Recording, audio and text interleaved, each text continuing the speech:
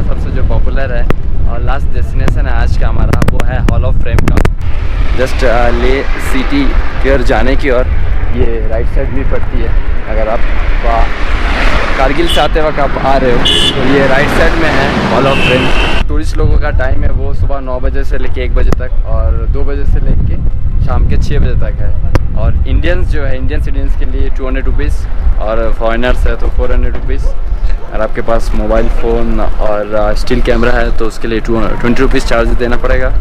Photography, videography, whatever जब जो भी करें। आपके पास वीडियो कैमरा है तो आपको 100 रुपये देना पड़ेगा। अब पता नहीं मेरे स्कैन के लिए कितना रुपये देना पड़ेगा। मेरे पास फ़ोन है तो सोच रहा हूँ मैं फ़ोन से ही शूट कर लूँ।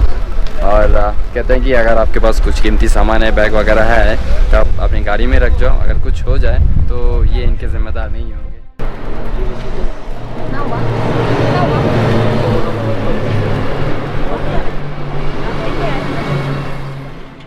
हमने ये टिकट करा लिए हैं और इसमें 200 रुपीज़ जो पर पर्सन है उसमें कुछ अलग अलग डिवाइड कर दिए हैं, जिसमें से 75 ईच जो एडल्ट के लिए है, पर पर्सन के लिए है। और जोरावर फोर्ट जो इंडियन है उसका अलग से है 50 रुपीज़, और साउंड एंड लाइट्स का 75 रुपीज़। और जो अपन मोबाइल यूज़ कर रहे हैं, हम लोग ग्रुप में 4 लोग हैं तो सिर्फ 2 ही फ़ोन यूज़ करेंगे, एक मेरा फ़ोन और एक जो भाई साहब है उनका फ़ोन है।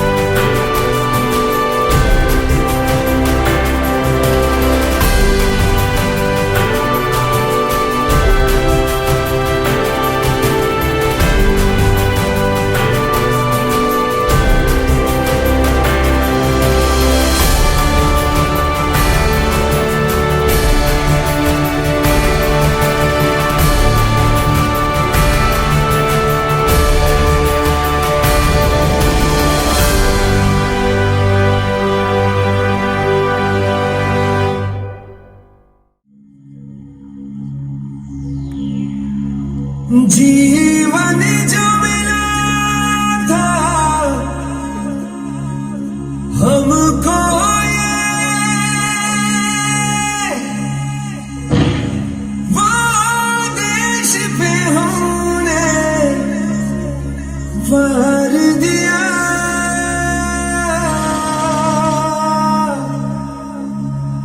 जो कर्ज था अपनी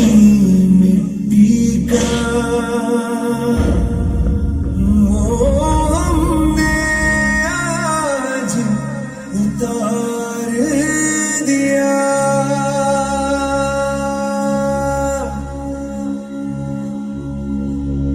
हम करना नहीं खोने का मेरे, मैं सौंप रहा देश तुम्हें।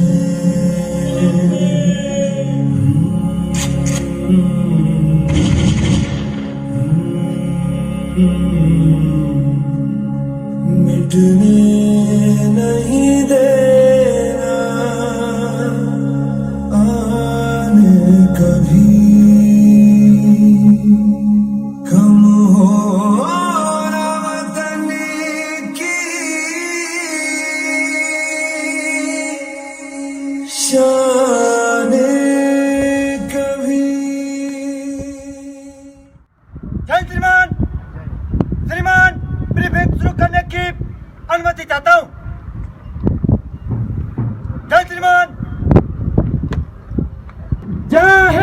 जय हिंद। जय हिंद। जय हिंद। आओ झुककर सलाम करें उनको जिनके हिस्से में ये मुकाम आता है। खुद नसीब होते हैं वो लोग जिनका लहू इस वतन के काम आता है।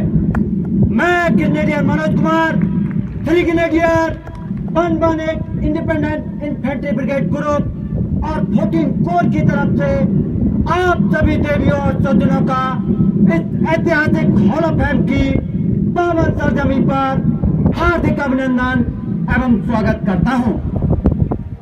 हॉल ऑफ फेम का निर्माण भारतीय सेना द्वारा सन 1986 में लद्दाख के इतिहास एवं संस्कृति से रूबरू कराने के लिए तथा भारतीय सेना के उन वीर योद्धाओं के अदम्य साहस, पराक्रम एवं वीरता को दर्शाने के लिए किया गया जिन्होंने हमारे देश की सरहदों की रक्षा करते हुए अपना सर्वोच्च बलिदान दिया। हॉल ऑफ फेम कॉम्प्लेक्स को मुख्य रूप से 4 भागों में विभाजित किया गया है। Man museum building, adventure park, war cemetery एवं वॉर मेमोरियल। आपके ठीक पीछे मैन म्यूजियम बिल्डिंग, जिसके अंदर लद्दाख की history, culture, geography, demography, flora and fauna तथा भारतीय सेना के शौर्य और वीरता को दर्शाया गया है। लड़ाई के दौरान हमारे जाबाज सैनिकों द्वारा छीने गए दुश्मन के हथियार व सियाचिन ग्लेशियर के अंदर एक सैनिक की दिनचर्या तथा इस्तेमाल में लाए जाने वाले विभिन्न प्रकार के उपकरणों को भी मैन म्यूजियम में दिखाया गया है। आपके दाहिनी ओर एडवेंचर पार्क बना हुआ है जिसके अंदर ऑब्स्टिकल कोर्स तथा विभिन्न प्रकार के मनोरंजन के साधन लगे हुए हैं। ये सभी साधन हमें एडवेंचर लाइफ का एहसास कराते हैं।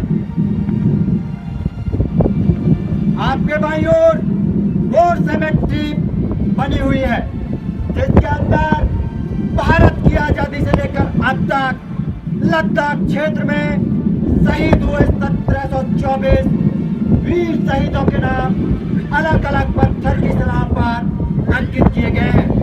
ये सभी शिलाएं हमें उनकी शहादत का स्मरण कराती हैं।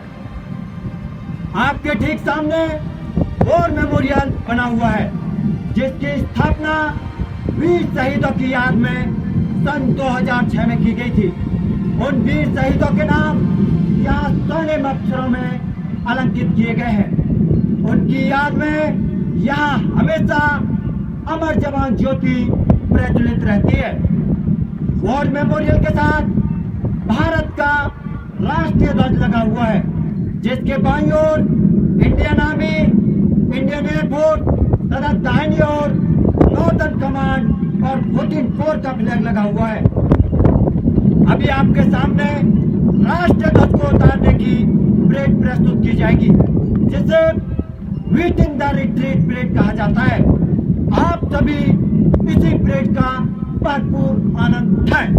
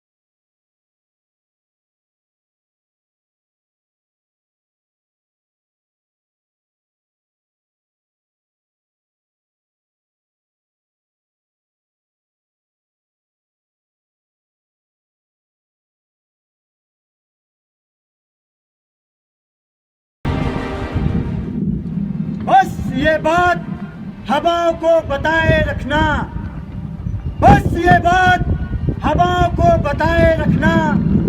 रोशनी होगी चिरागों को जलाए रखना। अपना लहू देकर जिसकी हिफाजत की है शहीदों ने, उस तिरंगे को हमेशा अपने दिल में बसाए रखना।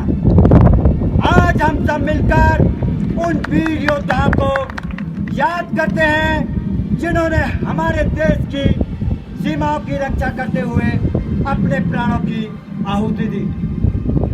आप सभी से अनुरोध है कि अपने स्थान पर खड़े होकर मेरे साथ 3 बार भारत माता की जय पुकारेंगे।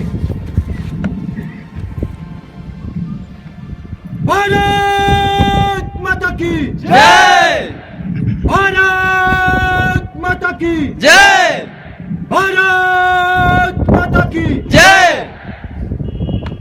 कृपया आप अपना स्थान ग्रहण करें। 8 बजे लाइट एंड साउंड शो प्रदर्शित किया जाएगा। धन्यवाद। जय हिंद, जय भारत।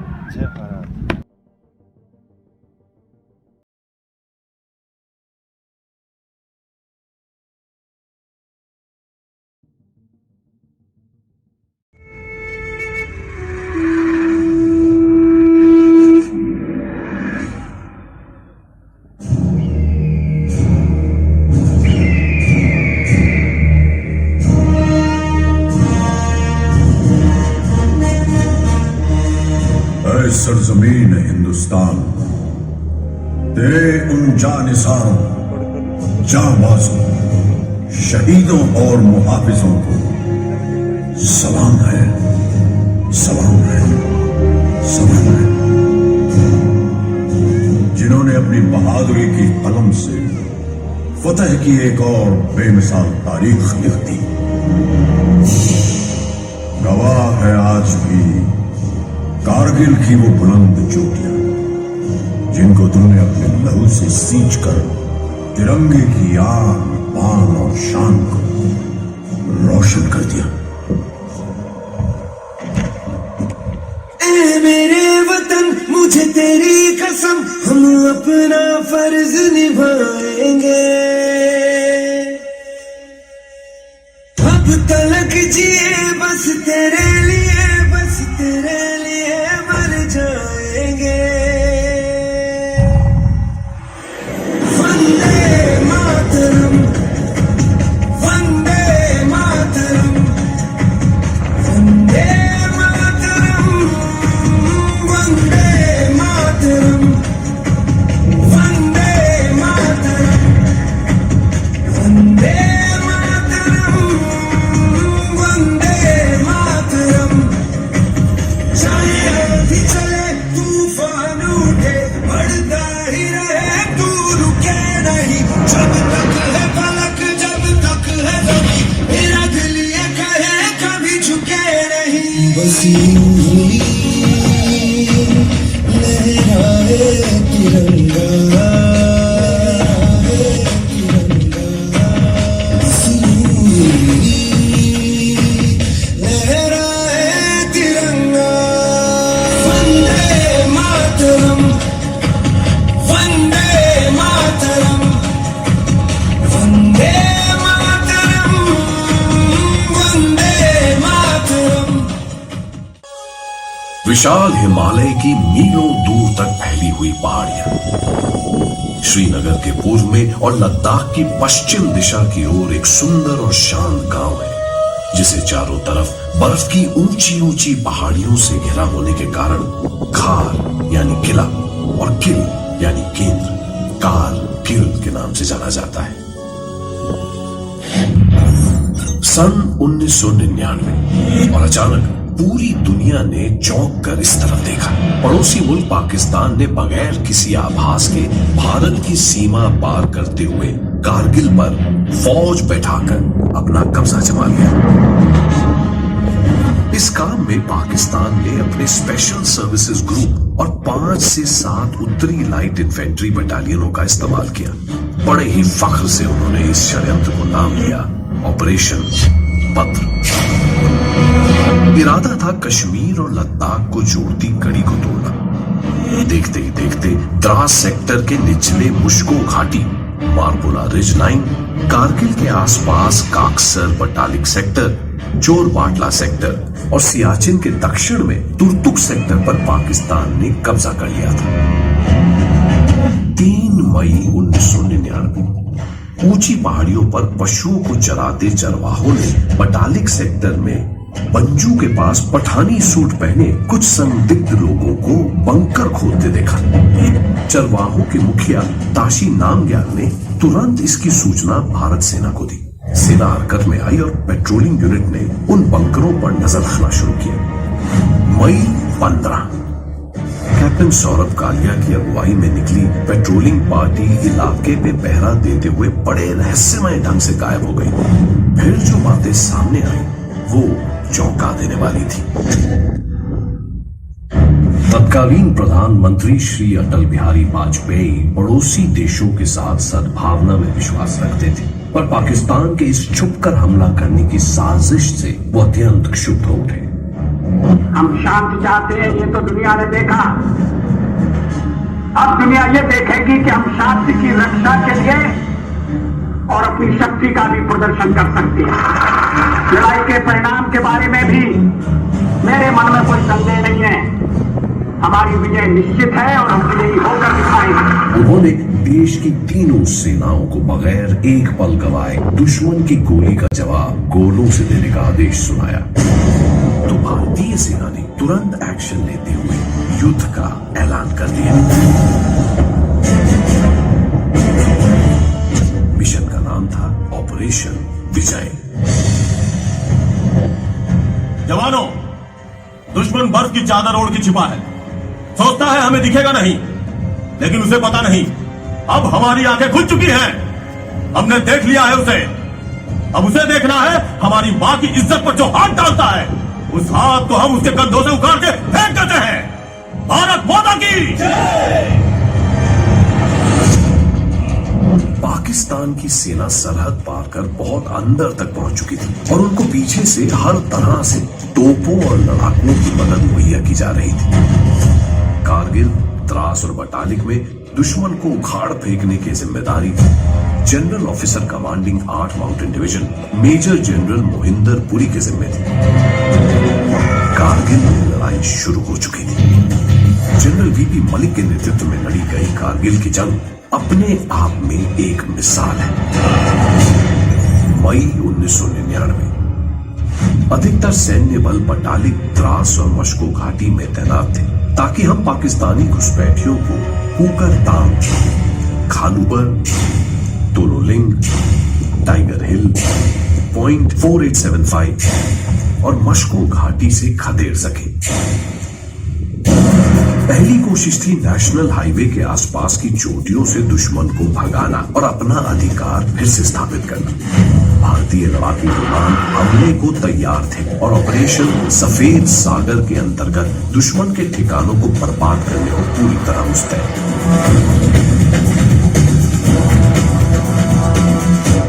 दूसरी तरफ भारतीय नौसेना सागर में हर तरफ से घेराबंदी कर चुकी थी ताकि दुश्मन को किसी तरह की मदद न पहुंच सके।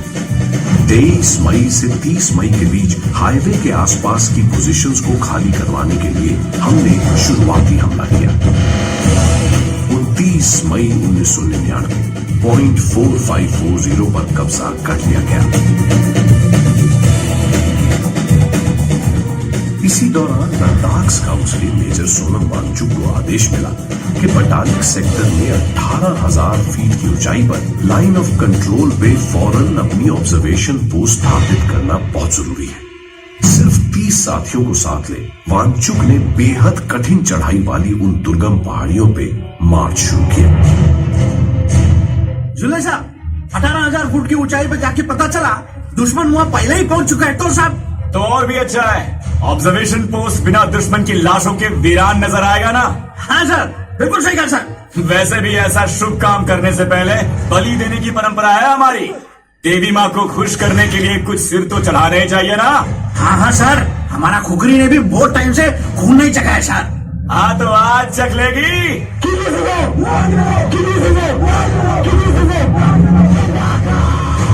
दुश्मन चौकन्ना था। उसे मालूम था भारतीय सेना मौत की परवाह किए बगैर ऊंचाई पर चढ़ने की कोशिश करेगी। अंधाधुंध फायरिंग की गई हमारे जवानों पर। गोलियों की चपेट में एक जवान शहीद भी हो गया। दुश्मन की मौजूदगी का पता चलने के बावजूद मेजर वांगचुक के कदम नहीं रुके। दुश्मन की गोलियों से बचते, पत्थरों की आड़ में छिपते छिपाते वो आखिरकार रिज लाइन तक पहुंचकर ही माने। मेजर वांगचुक और उनके जवानों ने दुश्मन पर हमला कर दिया। उस दिन खुखरी ने जी भरकर कूद दिया। दुश्मन के कई घुसपैठी मारे गए। अपने इस अदम्य साहस, उत्कृष्ट नेतृत्व और कर्तव्य निष्ठा के लिए मेजर सोनम वांगचुक को महावीर चक्र से सम्मानित किया गया।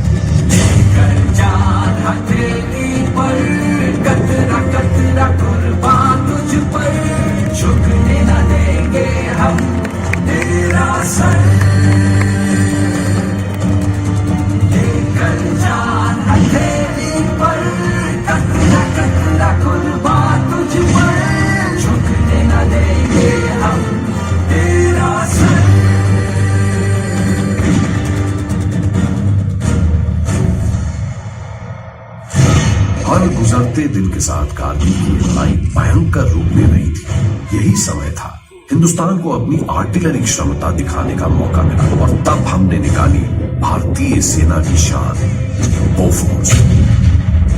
8 माउंटेन आर्टिलरी ब्रिगेड के तत्कालीन कमांडर ब्रिगेडियर लखविंदर सिंह ने अपने संरक्षण में 130 बोफोर्स गन्स को कारगिल में तैनात कर दिया था। जून के पहले हफ्ते में भारतीय सेना ने दुश्मन के कब्जे वापस हथियाने का काम शुरू कर दिया। 6 और 7 जून को पॉइंट 5990 पर जवाबी हमला किया गया। 18,500 फुट की ऊंचाई पर कैप्टन हनीफुद्दीन की अगुवाई में राजा रामचंद्र की जय के युद्धघोष के साथ 11 राजपुताना राइफल के जवान दुश्मन पर टूट पड़े। दुश्मन की भारी गोलाबारी हुई। कैप्टन हनीफ गोलियों की चपेट में आ गए। पूरी तरह घायल होते हुए भी तब तक लड़ते रहे जब तक पॉइंट 5990 पर भारत का झंडा लहराया नहीं। उसे देखने के बाद ही कैप्टन हनीफुद्दीन की सांसें रुकी और वो शहीद हो गए।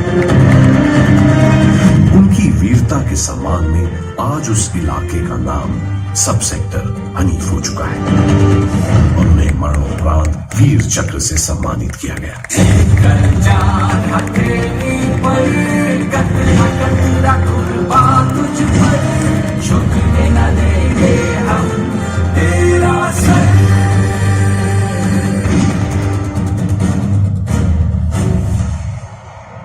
दोनों लिंग कारगिल की अब तक की सबसे ज्यादा खतरनाक लड़ाई है। दोनों लिंग और उसके आसपास के इलाके में ही पाकिस्तान ने सबसे ज्यादा घुसपैठ की थी और यहीं से ऑपरेशन विजय ने एक बेहद निर्णायक मोड़ लिया था।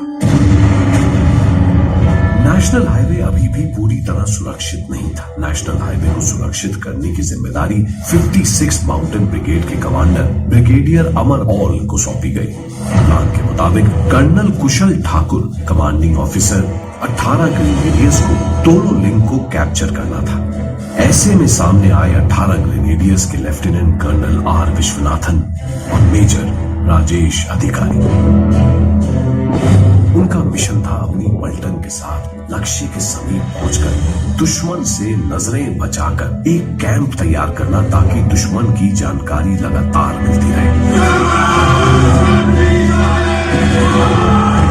18 ग्रेनेडियर के वो वीर ऊंचाई पर बैठे बुज़दिल दुश्मन की लगातार चलती गोलियों के बीच आगे बढ़ते रहे।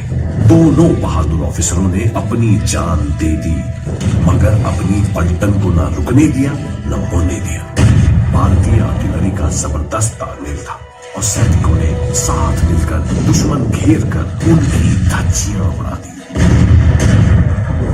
तत्कालीन commanding officer lieutenant colonel M B. Ravindranath के तहत 2 राजपुताना राइफल्स के एक अत्यंत जोशीले मेजर सामने आए।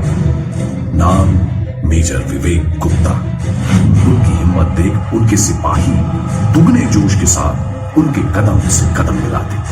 120 आर्टिलरी उनके पीछे से गरजती थी। हर धमाके पे दुश्मन चीखता हुआ छिप जाता था। थोड़ी ही देर में हार निश्चित देख दुश्मन भागने लगा, लेकिन मेजर विवेक गुप्ता उनकी नजर में आ गए। 13 जून 1999 को तोलो लिंग की पहाड़ी को भारत ने वापस हासिल कर लिया, लेकिन जीत की खुशी को मनाने के लिए मेजर विवेक गुप्ता इस दुनिया में नहीं थे। रणभूमि में शहीद हुए वीरों पर अफसोस नहीं करते, उनकी इस शहादत पे नाज करते हैं।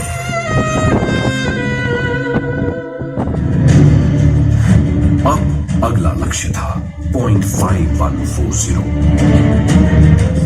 13 जम्मू कश्मीर राइफल्स में कप्तान संजीव जांबाल ब्रावो कंपनी कमांडर और captain Vikram Batra delta company commander के तौर पर तैनात थे। लेफ्टिनेंट कर्नल वाई के जोशी तत्कालीन कमांडिंग ऑफिसर, जिन्होंने 2018 में 14 कोर की कमान संभाली, इन दोनों को पॉइंट 5140 को जीत कर लाने का आदेश सुनाया। Be warned, guys. Point 5140 होलोलिंग रिज लाइन की सबसे ऊंची, बेहद खतरनाक और ऑलमोस्ट इम्पेनिट्रेबल पहाड़ी है। You know, guys, it's gonna be very, very tough. Tough makes it interesting sir. National highway से खतरा दूर करने के लिए उस पर कब्जा करना है ना। समझ लीजिए सर, हो गया। हम जीत की इस आस को जीत का इतिहास बनाकर लौटेंगे। And that's a promise sir. 20 जून सुबह 3:15 पर कैप्टन संजीव जांबाल ने अपनी ब्रावो कंपनी के साथ पॉइंट 5140 पर मौजूद 7 में से 2 बंकर पर कब्जा कर लिया और पहले से निर्धारित सक्सेस सिग्नल ओ या कहकर अपने कमांडिंग ऑफिसर को जीत की जानकारी दी। इसी दौरान पाकिस्तानी आर्मी के सैनिक डेल्टा कंपनी के रेडियो नेट पर आए और लेफ्टिनेंट विक्रम बत्रा को धमकाया और उकसाया, लेकिन वीर विक्रम पर गीदड़ धमकियों का कभी असर नहीं होता था। लेफ्टिनेंट विक्रम बत्रा ने अपनी डेल्टा कंपनी के साथ दुर्गा माता की जय के जयकारों के साथ बाकी बचे 5 बंकर पर हमला बोल दिया और अकेले ही दुश्मन के 4 सैनिकों को मार गिराया।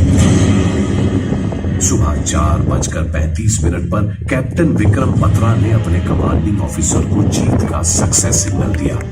ये दिल मांगे मोर। पूर्वी द्रास सेक्टर से दुश्मन लगभग साफ हो चुका था। ये जीत इतनी अहम थी कि chief of army staff general VP Malik ने खुद लेफ्टिनेंट विक्रम बत्रा को बधाई दी और कहा, यही वो जीत है जिसकी हमें तलाश थी।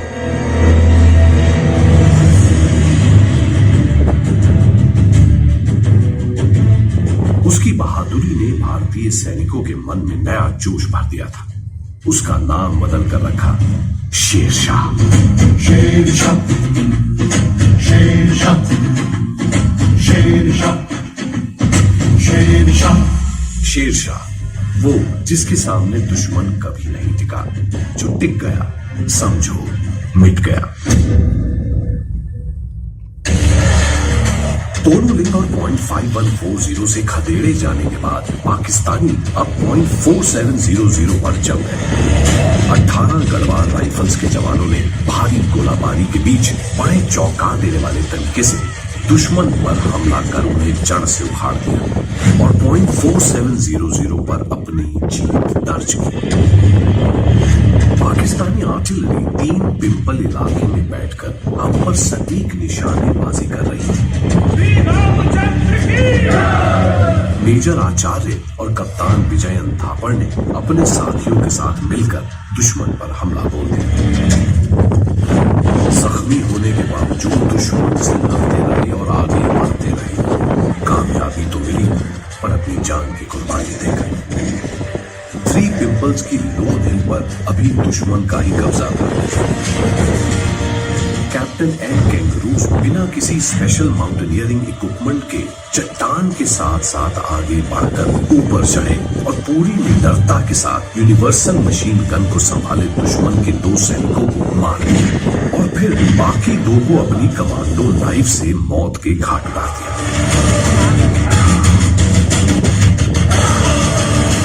इस पूरी कार्रवाई के दौरान वो बुरी तरह जख्मी हो गए और वीर गति को प्राप्त हुए। 29 जून को हमने 3 पिंपल्स पर फतह पा ली। मेजर आचार्य और कैप्टन कैंगरूज को उनके इस साहसिक प्रदर्शन के लिए मरणोपरांत महावीर चक्र और कैप्टन विजयन थापर को भी मरणोपरांत वीर चक्र से सम्मानित किया गया।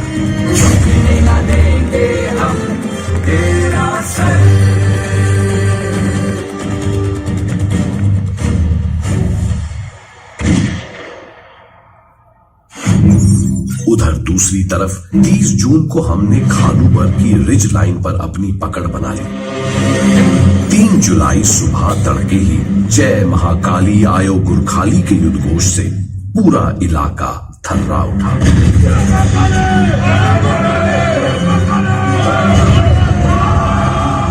गोरखा राइफल्स के कैप्टन मनोज कुमार पांडे और उनके साथियों ने बिना देरी किए रिज पर चढ़ना शुरू किया। दुश्मन ने देखते ही भीषण गोलाबारी शुरू कर दी। देखते ही देखते फायरिंग की परवाह न करते हुए कैप्टन मनोज कुमार पांडे और उनके साथी दुश्मन से गुत्थम गुत्था हो गए और बंकरों को तहस नहस कर दिया। उसके साथ ही वो साहसी और वीर नायक शहीद हो गया। उनकी बहादुरी और साहस के लिए मरणोपरांत उन्हें परम वीर चक्र से नवाजा गया। उनके कहे ये शब्द आज भी कानों में गूंजते हैं। अगर मुझे अपने खून को साबित करने से पहले मौत आ गई तो कसम से मैं मौत को ही मौत की नींद सुला दूंगा। तुझ पे लुटा देंगे, तुझ पे मिटा देंगे, तुझ पे लुटा देंगे, तुझ पे मिटा देंगे, कर देंगे कुर्बान ये जान। परम वीर चक्र, परम वीर चक्र।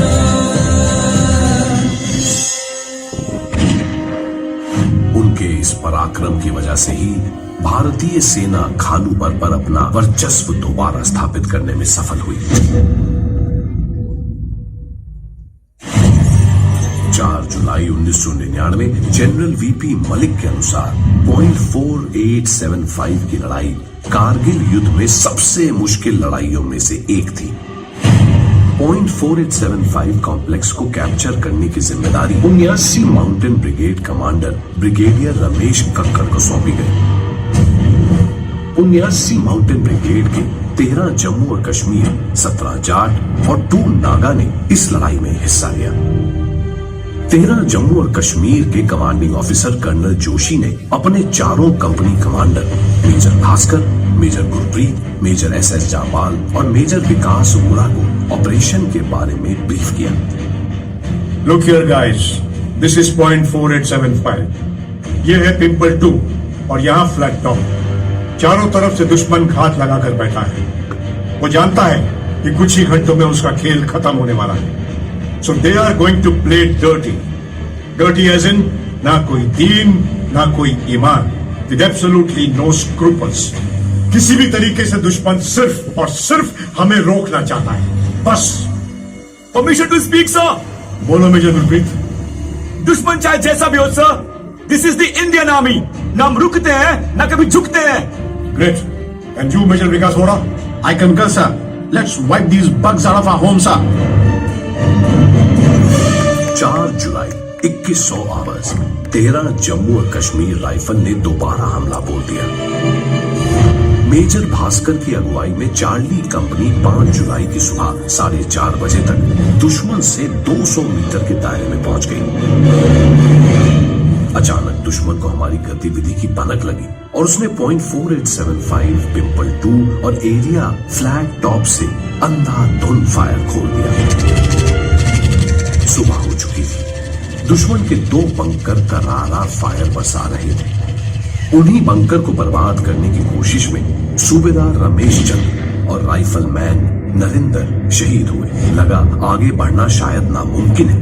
मेजर गुरप्रीत ने इन हालातों की जानकारी अपने commanding officer lieutenant colonel YK Joshi को दी। अपनी जान की परवाह किए बगैर दुश्मन के फायर का सामना करते हुए खुद लेफ्टिनेंट कर्नल YK जोशी सुबह 10:30 बजे चार्ली कंपनी की लोकेशन पर पहुंच चुके थे। उन्होंने सबसे पहले फायरिंग बेस से 2 सटीक मिसाइल दागे और दुश्मन के 2 बंकरों को तबाह कर दिया। इसके बाद ही चार्ली कंपनी के लिए सकुशल निकल पाना संभव था। चार्ली कंपनी को स्काउट के तौर पर लीड कर रहे थे राइफलमैन श्याम सिंह। दुश्मन ने अचानक फायर खोल दिया। घायल होने के बावजूद उखड़ती सांसों के बीच राइफलमैन श्याम सिंह ने लड़ना नहीं छोड़ा। बंदूक की बेयोनेट से 2 पाकिस्तानी फौजियों को बींध दिया और उनके खत्म होने के बाद अपने प्राण त्याग दिए। इस वीर बलिदान के लिए राइफलमैन श्याम सिंह को वीर चक्र से सम्मानित किया गया।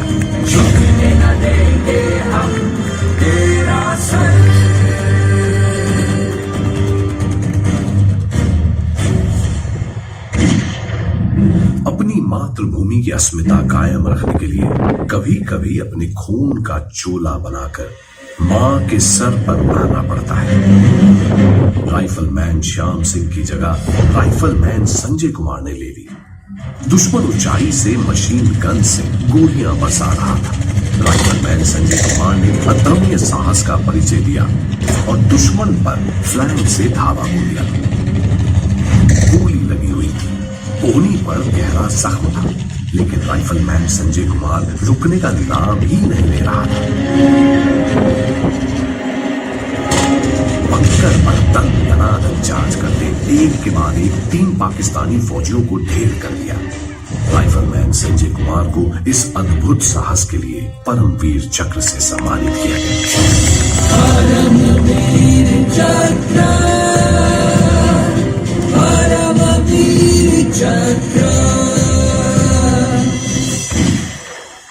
हमारे जाबाजों के साहस और दृढ़ निश्चय की वजह से 5 जुलाई को 1300 आवर्स पर .4875 और एरिया फ्लैट टॉप पर भारतीय सेना का कब्जा था। दुश्मन अब .4875 और एरिया फ्लैट टॉप के बीच में घुस चारों तरफ फैल गया था। कैप्टन नवीन नागप्पा और उनके साथ हमारे 10 वीर सैनिकों ने उनका मुकाबला किया। ये लड़ाई 36 घंटों तक चलती रही। इस टुकड़ी का अब एम्यूनिशन भी खत्म होने लगा था, लेकिन जोश में कोई कमी नहीं।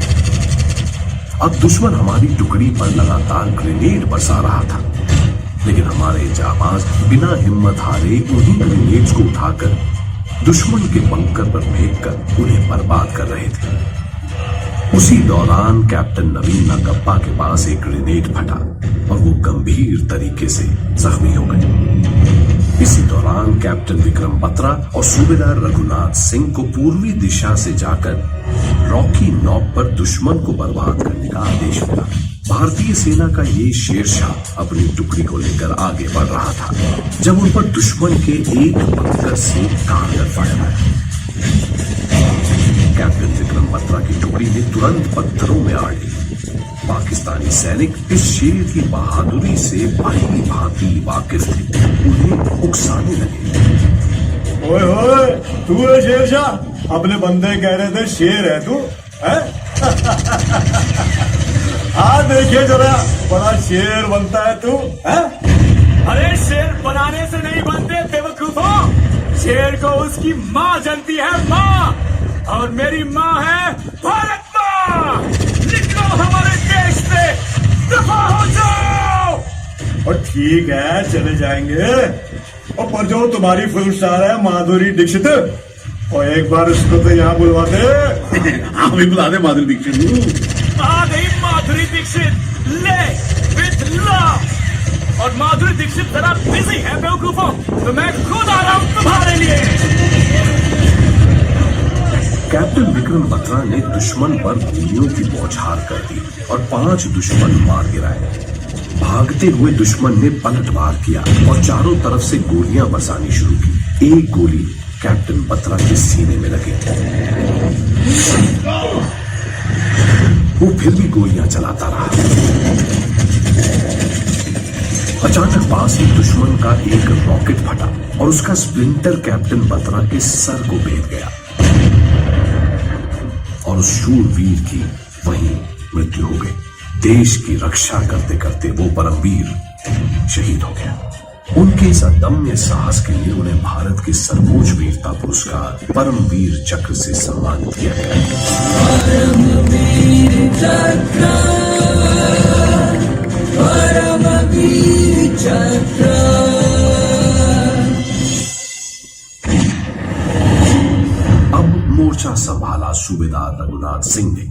और कैप्टन विक्रम बत्रा के बचे हुए कार्य को पूरा किया।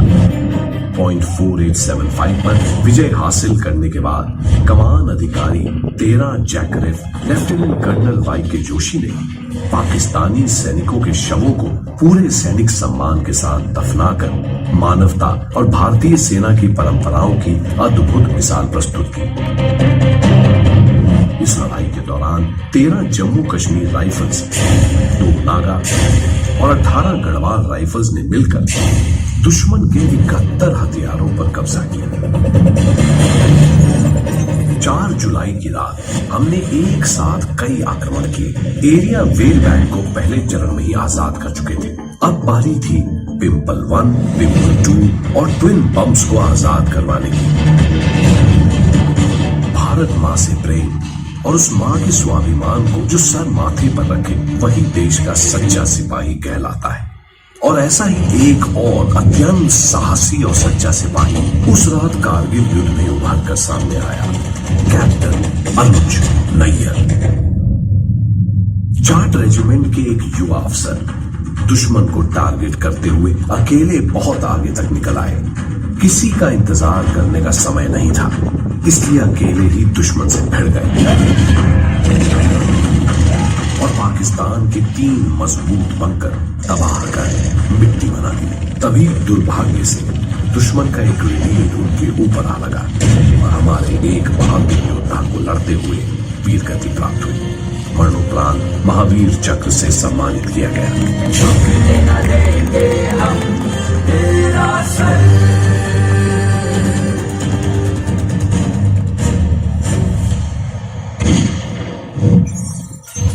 8 जुलाई को पिंपल 2 भी हमारे कब्जे में था। उधर ट्विन बम्स पर 5 जुलाई की रात ही आक्रमण हो चुका था। जय दुर्गा नागा के नारे के साथ नागा रेजिमेंट के जाबाजों ने दुश्मन पर हमला बोला। दुश्मन तैयार था, उसने जवाबी हमला किया, लेकिन हमारे वीरों ने उसका हमला विफल करते हुए 6 जुलाई को ट्विन बम्स पर भारत का झंडा दोबारा गाड़ दिया।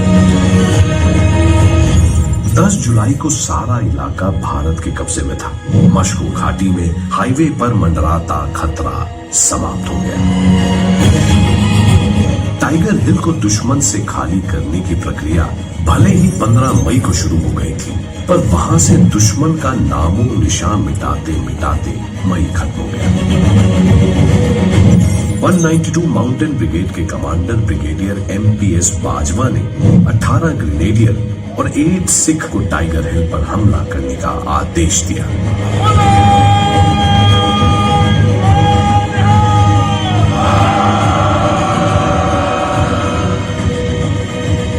हम दुश्मन से 300 मीटर के दायरे में पहुंच गए और दुश्मन को भनक तक नहीं लगी। सर्वदा शक्तिशाली के युद्ध घोष के साथ 18 ग्रेनेडियर्स की घातक पलटन ने दुश्मन पर हमला बोल दिया, पर ग्रेनेडियर योगेंद्र सिंह यादव दुश्मन की मशीन गन की चपेट में आ गए। 15 गोलियां अपने पर झेलकर अपनी जान की परवाह न करते हुए वो बंकर की तरफ बढ़े। 4 पाकिस्तानी गार्ड जो रास्ते में थे उन्हें वहीं भून दिया और ग्रेनेड बंकर के अंदर उछाल दिया। एक झटके में दुश्मन की दंदनाती मशीन गन शांत हो गई। बुरी तरह से घायल होने के बावजूद दुश्मन से भिड़े और उन्हें खत्म कर दिया। अपने इस निडर और साहसिक कार्य के लिए ग्रेनेडियर योगेंद्र सिंह यादव को परम वीर चक्र से सम्मानित किया गया। कर देंगे कुर्बान ये जान, परम वीर चक्र, परम वीर चक्र।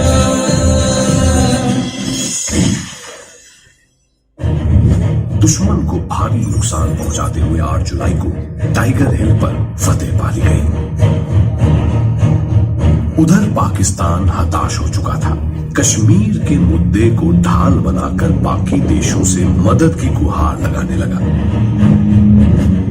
29 जून को जुबैर इलाके पर हमला किया गया और अगले ही दिन जुबैर ऑब्जर्वेशन पोस्ट से दुश्मन को खदेड़ दिया गया। बिहार रेजिमेंट के मेजर KPR हरि की अगुवाई में भारतीय सैनिक दुश्मन की भीषण गोलाबारी के बीच जय बजरंग बली, बिरसा मुंडा की जय के जयकारों के साथ खड़ी चढ़ाई चढ़ जुबैर टॉप में दुश्मन से सिर्फ 50 मीटर की दूरी पर पहुंच दुश्मन को बहुत चक्का कर दिया। अगले दिन 7 जुलाई को जुबैर टॉप हमारे कब्जे में था। नेशनल हाईवे के पास भी सभी चोटियों से दुश्मन खदेड़ दिया गया था। अमेरिका के हस्तक्षेप और पाकिस्तान के प्रधानमंत्री के लिखित और मौखिक बयान के बाद कारगिल का युद्ध रुक गया और दुश्मन को शर्मनाक स्थिति में 26 जुलाई तक वापस जाने को मजबूर होना पड़ा। भारतीय फौज की अनेक पलटनों ने मिलकर किसी निपुण और दक्ष टीम की तरह पूरे समन्वय के साथ ये बेहतरीन जीत हासिल की। सिर्फ और सिर्फ अपनी देशभक्ति की भावना, अथाह शौर्य और अपनी देशभूमि से अगाध प्रेम के चलते ये विजय प्राप्त हुई। वीर शहीदों को श्रद्धांजलि अर्पित करने के लिए 2006 में लेह युद्ध स्मारक की स्थापना की गई। स्मारक में चहुओर स्वर्णिम अक्षरों में हर शहीद का नाम अंकित है।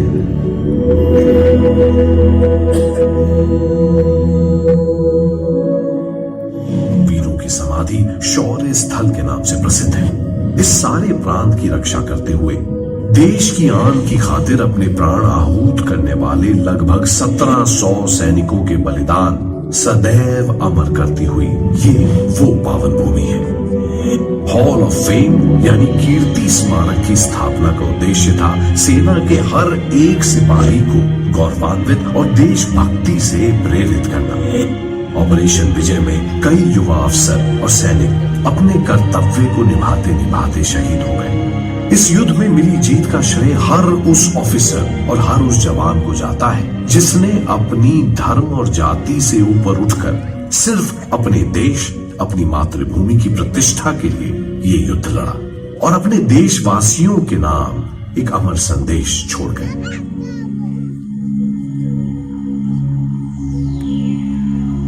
जीवन जो मिला था हमको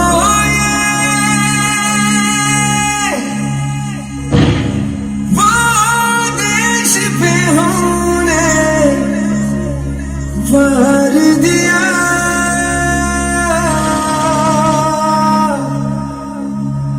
जो कर्ज था अपनी मिट्टी का वो हमने आज उतार दिया।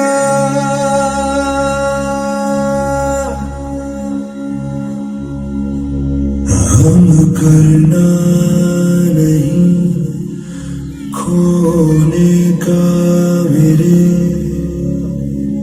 मैं सौंप रहा हूँ देश तुम्हें।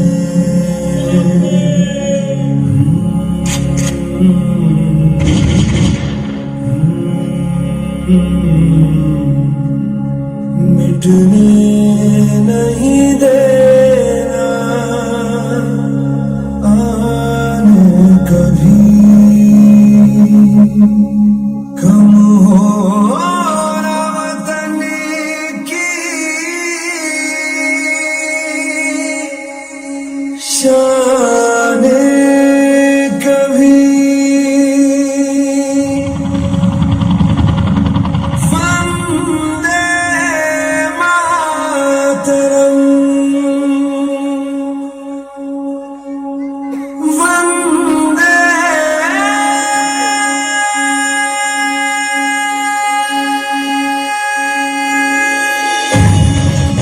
भारत का हर वो निवासी जिसे अपने देश से प्रेम है, वो जिसे अपनी भारत माँ पे गर्व है, वो जो यहाँ मौजूद इन बहादुर सैनिकों के बलिदान को नमन कर रहा है, वो हर भारतीय विश्वास दिलाए सेना को कि ये वीरता और साहस की गाथा बार बार दोहराई जाएगी। विश्वास दिलाए कि जो सिपाही देश के लिए अपनी जान दे गया है उसकी खातिर भारत माँ के चरणों में श्रद्धा के दीप जलाए जाएंगे। विश्वास दिलाए कि जब तक सांस में सांस है, कारगिल के योद्धाओं को हमेशा हमेशा इसी तरह याद किया जाएगा। वो रुख मोड़ दिए तूफानों के, चट्टानों को फूल बनाया है। दुश्मन हमको ना भूलेगा, उसे ऐसा सबक सिखाया है।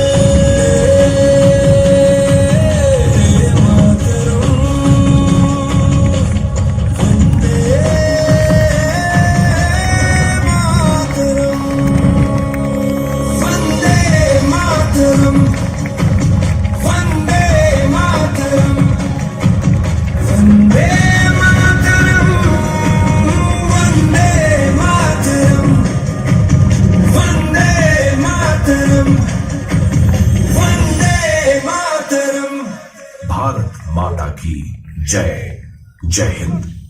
रुख मोड़ दिए तूफानों के, चट्टानों को फूल बनाया है। दुश्मन हमको ना भूलेगा, उसे ऐसा सबक सिखाया